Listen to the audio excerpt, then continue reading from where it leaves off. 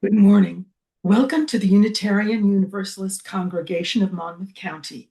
My name is Angie Moore-Fogan, and my pronouns are she and her. I serve as chair of the Aesthetics Committee, a subcommittee of the Worship Committee. Whoever you are, whomever you love, however you arrived at this beloved place, you are welcome here. Our mission is to create community, transform ourselves, and transform the world. I draw your attention to the backside of your orders of service for announcements and service information for the next week. For those on the live stream and for video viewers, the order of service link is available to you in the YouTube service description box. If you are new to us, please do check our website, uucmc.org, where you can sign up to get all the latest news of the congregation by email. We look forward to getting to know you better. Welcome again to this place of love and hope. Good morning, everyone. Glad to be here. It's not the Steinway in the sanctuary, but I promise this is a wonderful piano will suffice. It's my 9-foot grand, the workhorse. But there's no changes. This is the same music as I would have played in person for this first one, as we have the last Sunday here in February for African American History Month. I'm playing a piece by Valerie Capers called Billy's Song. It's the homage to the great Billie Holiday, the jazz singer and artist. It's from a collection called Portraits in Jazz, which is now 50 years old. It was written in 1976. And Valerie Capers is a composer and pianist who is still alive. She's in her 90s. And all of these movements have different dedications, and there are 7 of them, and they're all about an homage to jazz. She was very classically focused and then switched to jazz. She has a bachelor's and a master's degree from Juilliard, and she's blind. She's been blind since childhood, and she was the first blind graduate of the Juilliard School, the composer Valerie Capers. So it's just incredible, and of course the challenges she must have faced. And she wrote a wonderful array of pieces, and this Portraits in Jazz is one of her most famous. So I'll be starting with this.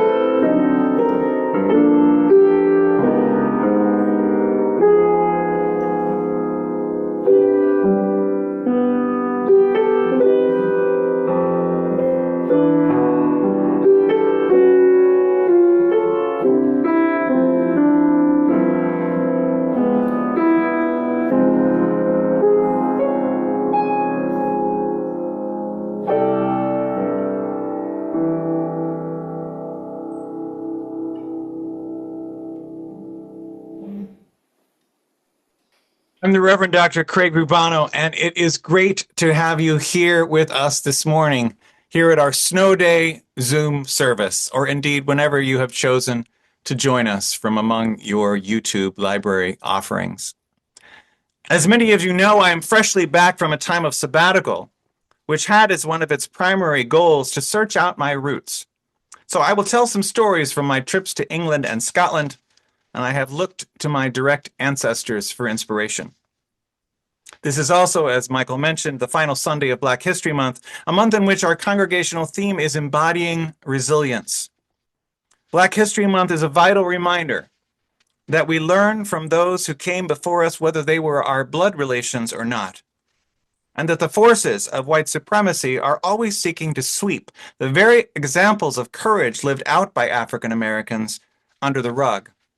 Stories which are foundational to each and every one of us as citizens of a country always in movement toward a more perfect union. We imperil our future by ignoring what has come before us. So in the first part of our service, we will hear the voices, the music, and the stories of our Black siblings in spirit. The project of ancestry is not only about learning from the past, but about becoming the past for what is to come. It is important, as the title of this week's meditation poem declared, to be a good ancestor ourselves. So this morning, let us look back in order better to live forward. In that vein, I hearken back to a time when we as a country seemed poised on the brink of a new, better, more diverse tomorrow. How many remember that inauguration day in 2009 as Barack Obama took the reins of this nation? Let's not, in the morass of this country's current malaise, forget the triumph and hope of that morning. For our call to worship, then, with the word worship always understood as containing its original definition of a shaping concern for all that is of worth, here are the words of inauguration poet Elizabeth Alexander, named in 2022 by Time magazine as one of the 100 most influential people in the world. Cast your minds back with me, with pride, and also cast your minds forward in hope as you hear the words of praise song for the day. Each day we go about our business, walking past each other, catching each other's eyes or not, about to speak or speaking.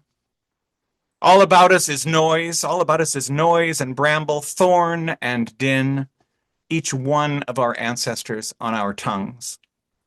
Someone is stitching up a hem, darning a hole in a uniform, patching a tire, repairing the things in need of repair. Someone is trying to make music somewhere with a pair of wooden spoons on an oil drum, with cello, boombox, harmonica, voice. A woman and her son wait for the bus. A farmer considers the changing sky. A teacher says, take out your pencils. Begin. We encounter each other in words. Words spiny or smooth, whispered or declaimed. Words to consider, reconsider.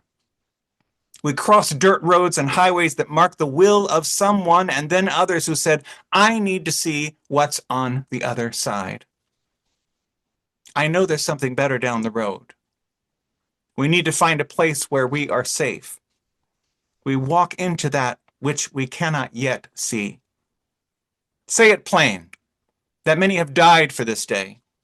Sing the names of the dead who brought us here, who laid the train tracks, raised the bridges, picked the cotton and the lettuce, built brick by brick the glittering edifices they would then keep clean and work inside of. Praise song for struggle. Praise song for the day. Praise song for every hand-lettered sign, the figuring it out at kitchen tables.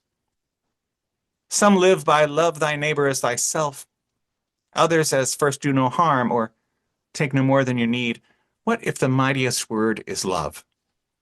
Love beyond marital, filial, national, love that casts a widening pool of light. Love with no need to preempt grievance. In today's sharp sparkle, this winter air, anything can be made, any sentence begun. On the brink, on the brim, on the cusp. Praise song for walking forward in that light. Come, let us worship together. We regret not being able to hear our beloved Roots and Wings drum choir, but we will have them back at a Sunday very soon. They were to have played this morning in honor of Rosa Lee McNair, better known as Sister Isis, who passed away last week. Sister Isis was a much-loved community leader and activist in the Asbury Park area, a drummer and a dancer, a teacher and protector of children, and a griot, an honored and respected storyteller and carrier forward of African and African American culture and history. Roots and Wings members often collaborated with her Isis tribe drummers for performances in the area. We hold her this morning in blessed memory. Each week we light a flame in a chalice. There we go. Reenacting a symbol developed in wartime to signify the safety from Nazi tyranny that the papers upon which it was stamped promised to its recipients.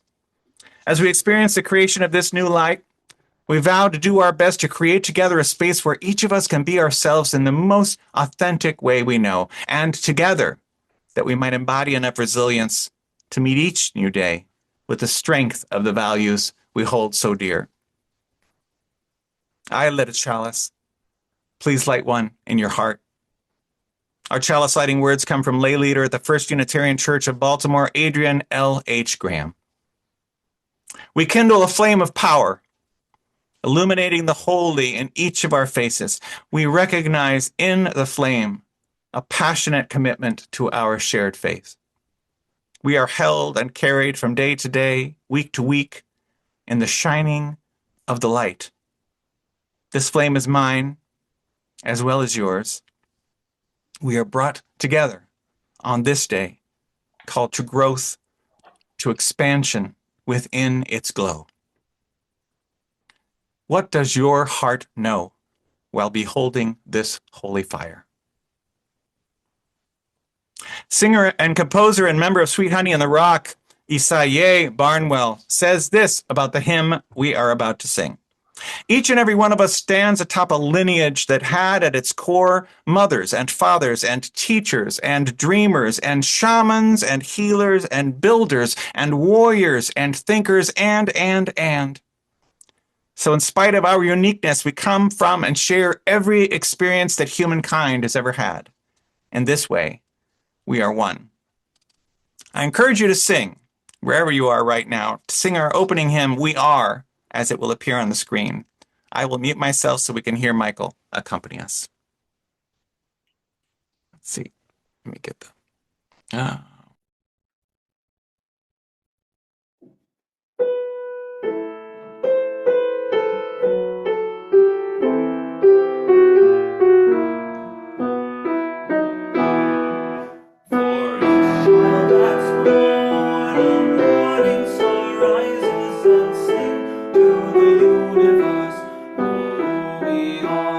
For each child that's born, a morning star rises and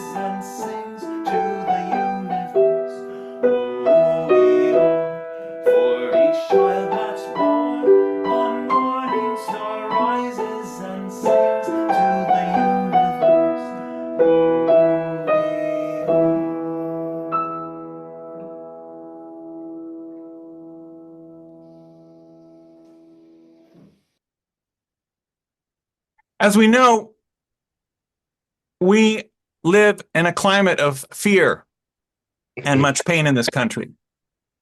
In an invitation to prayer and sing outside Federal Plaza in Manhattan on Ash Wednesday this week, the New York Diocese Episcopal Bishop said, "Our neighbors, some in the immigration process and some not, are stopped and detained by ICE and get lost in a maze they can't get out of, making all of our neighborhoods less safe." He urged that we all take the time to reclaim our humanity, which we do by recognizing our lives together and our solidarity with each other. This past week, I added my name to an open letter to New Jersey congressional representatives and senators from New Jersey faith leaders, in which we urged them to draft and support bipartisan legislation that immediately ends the immoral practices used by ICE and CBP to round up individuals suspected of living in this country without legal status. The dehumanizing rhetoric and violence directed at immigrants in our country must stop. We are all, including immigrants, children of the holy. And as such, we possess inherent human rights, including the fundamental right to be free from cruelty. Important work is being done by members and friends of this congregation in efforts to preserve this experiment in democracy we like to call the United States of America. Each week, there are many, many ways to get involved, and the e-blast is a huge resource in this. I now invite one of the leaders in this congregational community to give a social justice minute, Tony Giordano. Thank you, Reverend Craig. Good morning. I'm Tony Giordano with a social justice minute.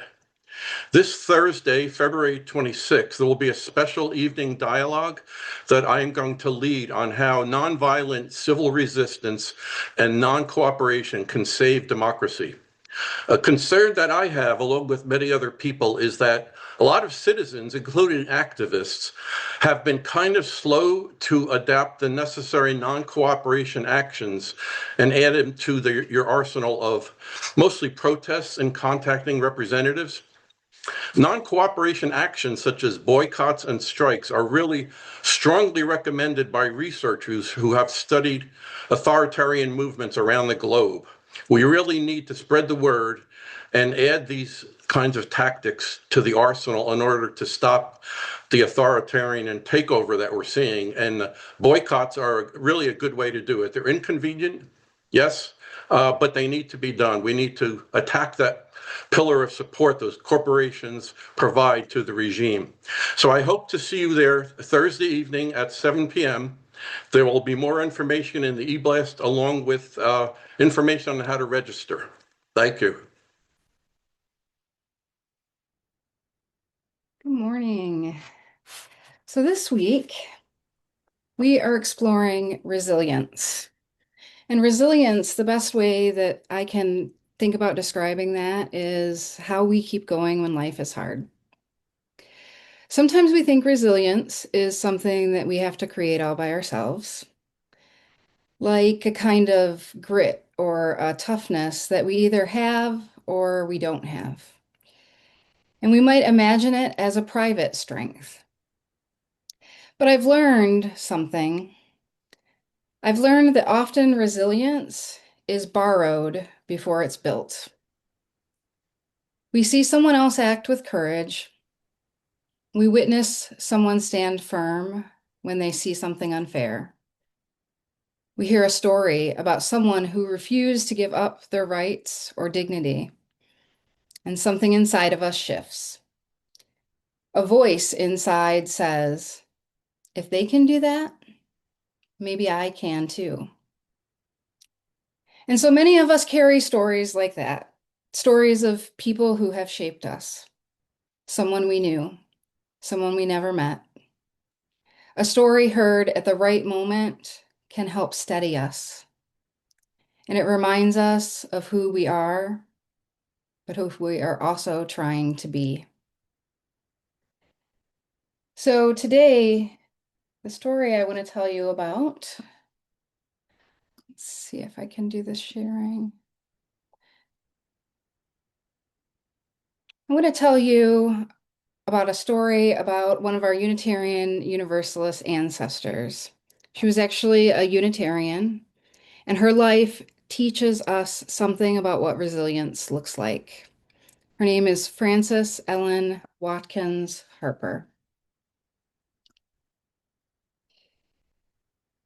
So Frances was born in 1825, a free Black girl in Maryland at a time when slavery was still surrounded by her. Her parents died when she was very young, and she was raised by her uncle who ran a school for African American children. And Frances grew up surrounded by books. And in those books and in that education and the support from her uncle, she discovered something powerful. She discovered that words matter, that stories matter, that they can open minds, that they can move hearts, that they can change the world. And so as she grew up, she became a poet, a teacher, and a powerful speaker. She traveled across the country speaking about freedom and justice. And Frances saw racism, and she saw cruelty, and she saw that there were laws that treated people as less than human. And yet, she carried herself with a steady courage. In 1858, Frances stepped onto a streetcar in Philadelphia, just about 60 or 70 miles from where we sit today. And on that streetcar, she sat down. The conductor told her that she had to get off because she was Black. She did not shout. She did not argue. She stayed seated. When another passenger suggested that she move to the corner, she remained where she was, calm, dignified, steady. When she reached her stop, she stood up. She offered her fare, and when the conductor refused to take it, she dropped the coin on the floor and walked away. And later, she told her story. And she told the story publicly, not to pretend the injustice was small, not to excuse it or to make light of it, but to show it clearly. And when she did that, she helped others see just how wrong it was. And she invited others to imagine something better. Frances Ellen Watkins Harper understood something that takes many of us years to learn. We can choose how we carry ourselves, even when we cannot choose what happens to us. She spent her life writing, speaking, organizing, and helping people to escape slavery. She worked for freedom, for voting rights, for dignity. And through it all, she held on to the belief that stories could change people and that courage could ripple outward. So, what I love about this story, what I love about sharing with you about Frances, is that it's a story that shows us a woman, a Black woman who faced injustice. It is that she refused to let injustice decide who she would be. She stayed seated. She stayed steady. And then she told the story. And because she told that story, we now carry it. And because we carry it, it means that we are not alone in our own hard moments. Resilience is not something that we do alone. It is shared, it is learned, it is passed from one life to another through story and through example. And our Unitarian Universalist tradition is full of stories like this, stories of courage and dignity and of stubborn hope. We tell them not only to remember the past, but to shape the future. And perhaps one day, someone will borrow resilience from us, from the way that we stand steady, from the way that we speak the truth, from the way that we keep going when things are hard. And that is how resilience moves through the world. One story at a time, one act of courage at a time, one steady heart at a time. May we all remember and be inspired by the courage and resilience of our Unitarian ancestor, Francis Ellen Watkins Harper. Thank you.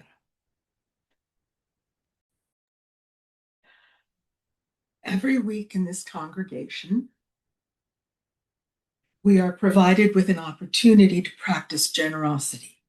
This is your invitation to contribute to the well-being of our congregation and to our social justice partners through the good works of organizations which receive half the monies collected each month. Since we are on Zoom today, the instructions are located in your service description box.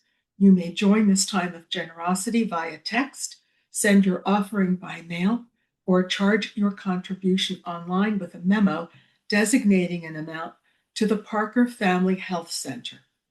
Located in Red Bank for over 25 years, the center sees anyone who does not have health insurance and has limited means to pay for care throughout Monmouth County. Staffed by volunteers, it is a comprehensive health center providing specialty care, diagnostic testing through Riverview Medical Center, and affordable prescription drugs. Please give generously.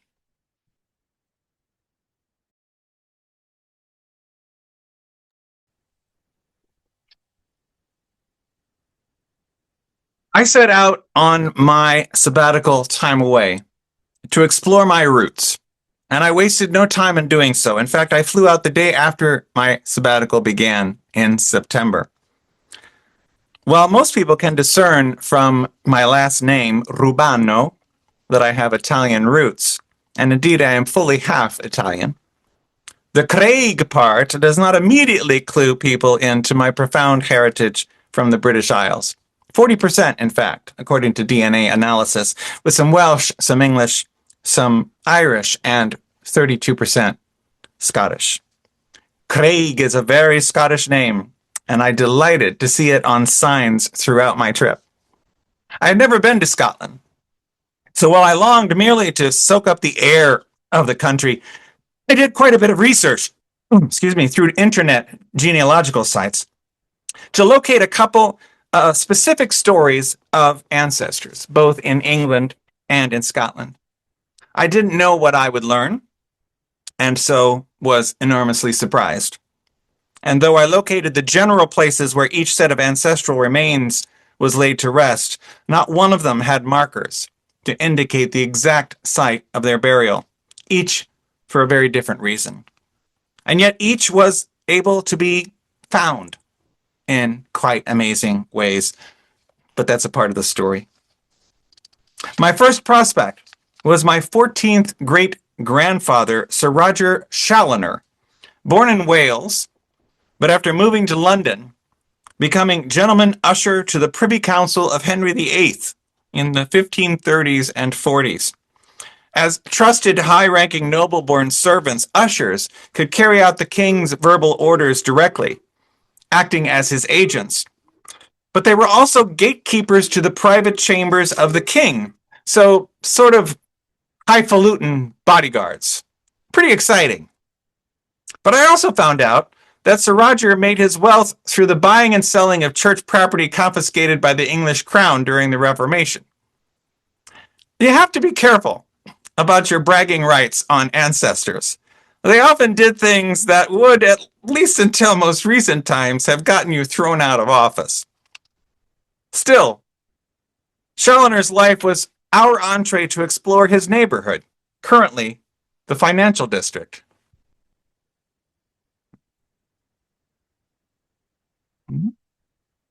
Hmm? I'm working. Yeah, here we go. Currently the financial district, but which in the 1600s was the entire city of London. This was also where in 1666 the Great Fire of London had taken place, destroying virtually all of anything prior to medieval history in terms of buildings or records. Sir Roger's parish church was St. Mary at Hill. Towered over by financial skyscrapers now, St. Mary is a charming church whose post-fire reconstruction was one of Sir Christopher Wren's earliest dome designs, an important precursor to his masterpiece of St. Paul's Cathedral. Sir Roger had been buried in another nearby church, literally a block away, called St. Dunstan in the East. But today, after World War II damage in the Blitz of 1941, only the Wren-designed steeple tower remains of St. Dunstan. It was decided that the church would not be rebuilt. Instead, it has been turned into a park that winds through its ruins. Obviously, Sir Roger's actual burial site and marker are lost to history. But some graves from the 1700s remain, and one that couldn't be read at all I pretended was the grave marker I was after, as a squirrel looked on. At the edge of the neighborhood is a super tall monument to the Great Fire, which can be climbed. Oh dear, what a climb! Up a narrow, corkscrew, circular stairwell at its very widest 6 feet in diameter, with 311 steps. If that doesn't sound so terrible, imagine doing it jet lagged straight from the airport. And so we climbed 212 feet, the distance exactly from that spot where at the Royal Bakery the fire had begun. Not the fault of the Jews, as was originally inscribed on the monument. From the top, we could clearly see our next stop's dome, St. Paul's. Completed in 1710, it is one of the largest churches in the world. Designed in the English Baroque style by Wren. You can get lost in there. Luckily, they were expecting us. During our personal tour of the campus, the woman leading us, hearing that we were off to Scotland in a few days, mentioned a collaboration she has with one of the pro-chancellors of the University of Aberdeen, and asked if we knew of the incredible work of Sir Ian Torrance. You should have seen the look on her face when I said, I know him rather well, actually. Ian Torrance had been the president of Princeton Theological Seminary when I was there. This chance mention of hers to me put in motion one of the most incredible days of our travel. For she contacted Sir Ian, and he immediately emailed me saying he was waiting for us at the end of our Scottish trip in Edinburgh. And off to Scotland we went, with my wanting to explore what I knew to be my Campbell clan roots, and soon we were climbing into the Highland Hills of Glencoe, a place that cannot be captured in photographs. It is also, I discovered, to my horror, the site of a 1692 massacre from which the Scottish psyche has never fully recovered. Depicted in countless dramas and poems and odes, this clan against clan conflict was actually a politically motivated plot by the Secretary of State under William of Orange. But uncontested is the fact that the members of the Campbell clan and some army men were hosted by the MacDonald clan in Glencoe for 12 days before the order came for the slaughter to begin. And over 30 members of the MacDonald clan were killed in their own homes. Those MacDonalds who fled the violence froze to death on the hills. This has led to a fairly ubiquitous sentiment, often hanging on the outside of establishment doors. No hawkers or Campbells. I didn't say much about my Campbell clan identity that day. Luckily, to cheer me up, I had a date the following day with some of the most lovely residents of the Highlands, as they pronounce it, Highland Coos. Even a rain shower could not keep me from combing some coo face.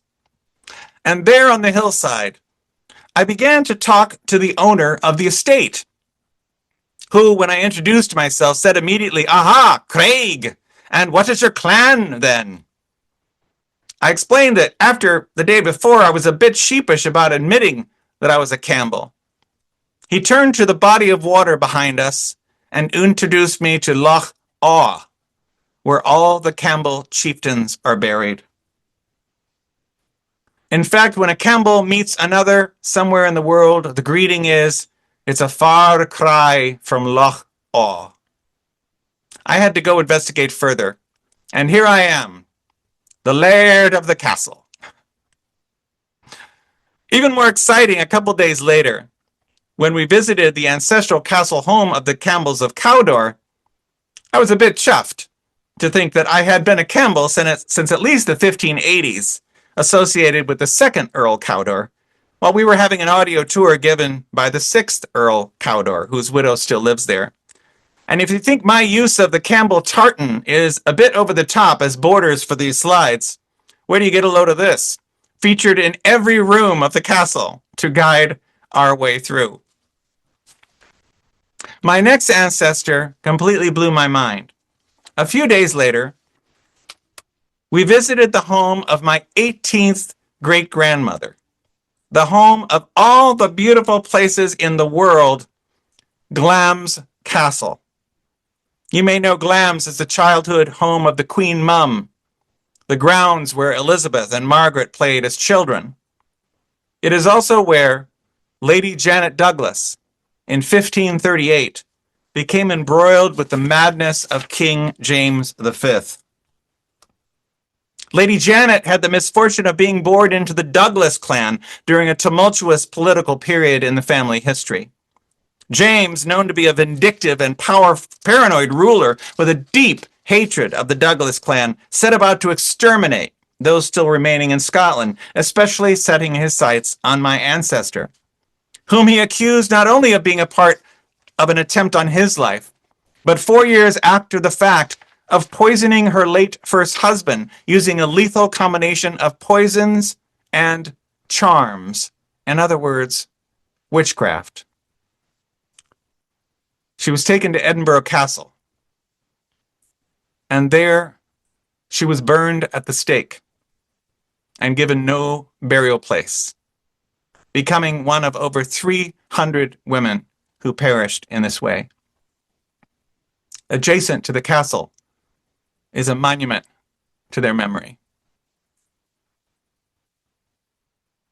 But the ancestral highlight of the whole trip was yet to come. Leaving the castle, we walked down what is now the Royal Mile, which, after having been a high-end location up until the 18th century, had fallen into disrepair, becoming the leading slum in the world, with people throwing waste out onto the street from their windows in tenements 10 feet tall, the tallest in the world at the time, jammed with workers of various kinds. One of those workers, in the mid-1800s, was my most recent ancestor to be buried in the motherland, my fourth great-grandfather, Charles Burt, an iron molder. We walked to the front of St. Giles Cathedral, the mother kirk of Presbyterianism, to see my aforementioned friend Sir Ian Torrance, whose credits also include being chaplain to Her Majesty the Queen, former Dean of the Chapel Royal of Scotland. He would show us his throne at St. Giles. Former Dean of the highest chivalric order of the Thistle, whose private chapel in the cathedral is astonishing. And current Provost with Queen Camilla of Aberdeen University. He wanted to introduce me to the newly installed minister there, the Reverend Scott Rennie, a legend in LGBTQ history, for fighting the system, becoming the first ordained openly gay Presbyterian minister in the world. Ian went on to show us countless wondrous things around Edinburgh. But then after, he said, "Now let's go find your ancestor."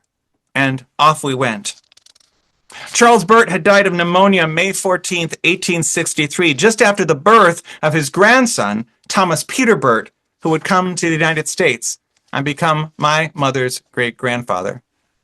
Amazingly, He is buried in the Canongate Kirkyard, one of the most prestigious cemeteries in all of Scotland. I mean, Adam Smith was buried there in 1790. But somehow in the poverty-stricken town of the mid-1800s, people got buried all over the place. And Charles Burt had lived in a tenement adjacent to the cemetery property. Regarding his gravesite, the church records offered this cryptic handwritten note. Charles Burt, who died at Lochend Close, interred the 17th May, 12 feet north of Coach Driver's Stone and 19 feet east of Boog's Tomb West Border. As we entered the cemetery, I could see clearly on the west border the 1766 tomb of Robert Boog.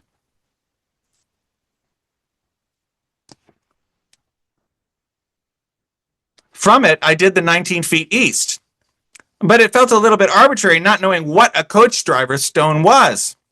Then my partner Ron found it, the other stone, a 1770 memorial to the Society of Coach Drivers who operated the London-Edinburgh mail and passenger route. We were then able to pinpoint a range where the two pace directions intersected. I chose what I felt to be the most likely place, and I stood there for a while, reverently. I have to say, storied though my Welsh-English usher to King Henry VIII was, whose grave was destroyed by fire, or the lady of a fairyland castle whose wealth and position did not keep her from being executed as a witch and given no burial at all, I was most moved to be in the humble, unmarked resting place of a man who had worked hard his 70 years, and who gave enough of a start to his children and their children in turn, that one of them came to this country and made possible, granted with a few generations of refinement, me. How wondrous life is, and how precious, and how fleeting. Perhaps the greatest lesson of all I learned in Scotland was from the weather, which to say it was erratic would be a huge understatement. Howling rain to bright sunshine and back and back and back and back and back again in a single day can be at first a bit trying. But then again, as I found countless times, moving from rain to sunshine gives you beauty that can leave your jaw on the floor. Thank you for granting me this special time of reconnecting with my roots. On another occasion, I'll tell you about my other travels. But for today, amen. Hello, everyone. Well, that was fantastic. Quick thing about, as you remember from last time, just house cleaning, why I have my blanket here, because we have an old cat who doesn't see so well and is partially deaf, so his goal is to always meow as loudly as possible, and he goes wherever he wants, so that's why I have him in case he's here. My wife is here this time, but as cat owners know, they're the lord of the lands for Scottish. The humans are just staff here, so just so in case. It's been good. I don't want to jinx it. He's asleep, but that was fantastic. Thank you for that, Craig. Boy, there's so much I can say, which I won't. I'll be brief, but Scotland is the most magical place. I did have the pleasure to go there. In fact, I performed and gave lectures on a culture and leisure tour there. I performed Mendelssohn's Violin Concerto. I played the accompaniment part on the piano. Part of why you'll see I'm performing Mendelssohn now. He had a very famous trip to Scotland. He brought Bach there. He met one of his favorite authors. It was lovely. It was the year before COVID, 2019, and since then, of course, the tour stopped for a while, but then have been born into something different. So it was sort of the last of that journey. And it really is a magical place. As Craig said, from those pictures, it doesn't do it justice. Along with South America, it is my favorite place on the planet. You'll never see grass more green, and there is something so romantic and inspiring about it. And part of what you'll hear in the music today, and part of what my lectures were about, how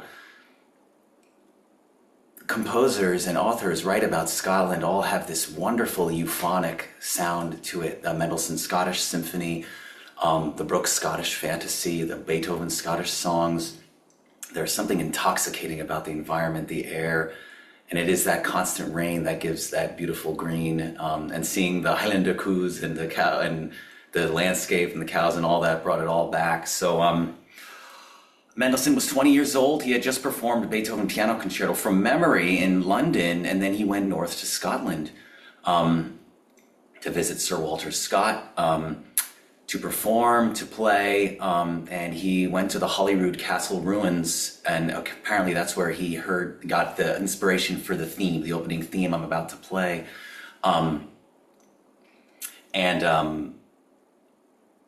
The rest is history. From there, he wrote this symphony, and then he edited a lot later in his life, and so it really became his astounding best work, in my opinion. Mendelssohn's Symphony Number 4, the Italian Symphony, is far more famous. It's da-da-dum, ba-da-dum, ba-da, da-da-dum, ba-da-dum. And I don't want to hate on that piece. It's funny, I'm 3/4 Italian. My last name does not show it. The Rosin is the 1/4 German, so that's why I just wanted to mention that. But it really gets a lot of limelight. So the Scottish Symphony is like the underdog. It's his third symphony, but really his last, because he wrote it early, but then edited a lot, which is why it's very well written. And like I said, this is a composer who was on the cusp of the classical and romantic but you'll hear themes that are just so romantic you would think it's a Mahler symphony, a slow movement that is tender and gorgeous, but very intense B section, and it's just the passion that Scotland gives to you, which, by the way, you don't have to visit to enjoy, to hear this. Those pictures are there, and of course, this is what the beauty of art is. It tells us through sound, through pictures, the beauty of a land or of an experience. So I love this piece, so it wasn't a labor of love, such a hard task, because I remember this symphony so well when I first fell in love with it in high school. But a few themes from movements 1, 2, and 3 all together, and that's what I'll play now.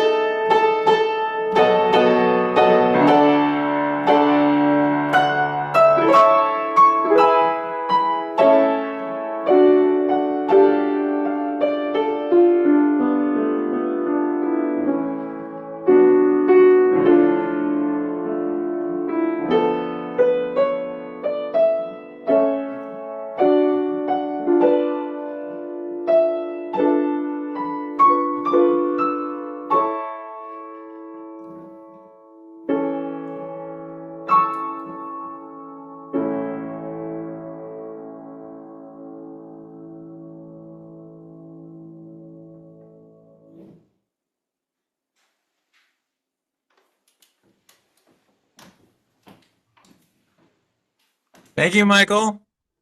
You got it. Like being back again. I invite us into a time of prayer and meditation, right? With words from Kate Bowler, a Canadian-born scholar who often draws from her Scottish roots as she speaks to those who are so weary of bouncing back from adversity. This is a blessing for the resilient. Blessed are you who are tired of feeling grateful all the time, who feel more comfortable with moments of rage and negativity and venting all that you lost. Blessed are you when you say, hand on your heart, there are truths you wish you could unlearn, riches you wish you could get back, the innocence, hope, the sweet fearlessness of never having lost. You are resilient, but I wish you never had to be.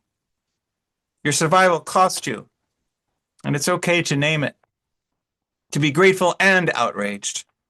You might never get the apologies you're owed. We long to hear them say, I'm sorry, it shouldn't have happened to you. I should have sheltered you. This never should have happened. The almost truths are difficult to swallow. Yes, we learned so much. Yes, we overcame. We grew. But this perspective, we would give it back in a heartbeat.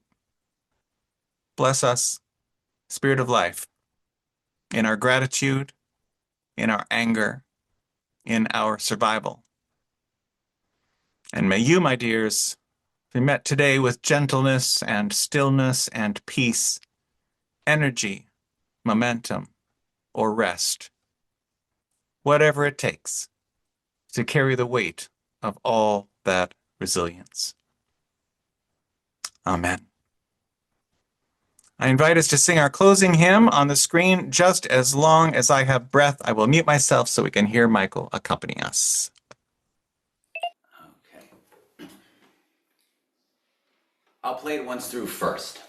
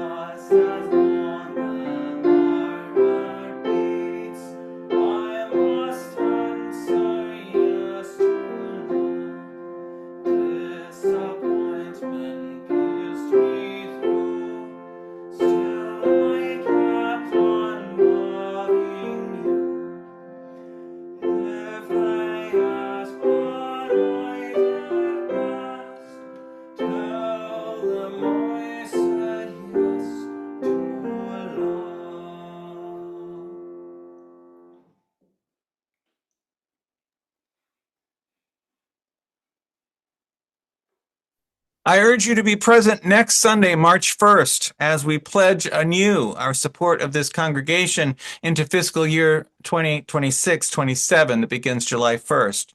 Our theme for which is UUCMC, a wellspring of hope and courage. This will be our 70th anniversary year as a congregation, and it will take all of us to happen. To celebrate next Sunday, there will be a stunning pancake breakfast, which has become one of the culinary and community highlights of our congregational year. Hope to see you then in person. For our closing words of benediction, I draw upon the wee fisherman's poem that gave rise to the motto found on buildings and pavements throughout the coastal town conjoining Edinburgh to the northeast, the port of Leith. So, with the darkest days behind, our ship of hope will steer. And when in doubt, just keep in mind our motto: persevere. Let us go in peace to bless the world.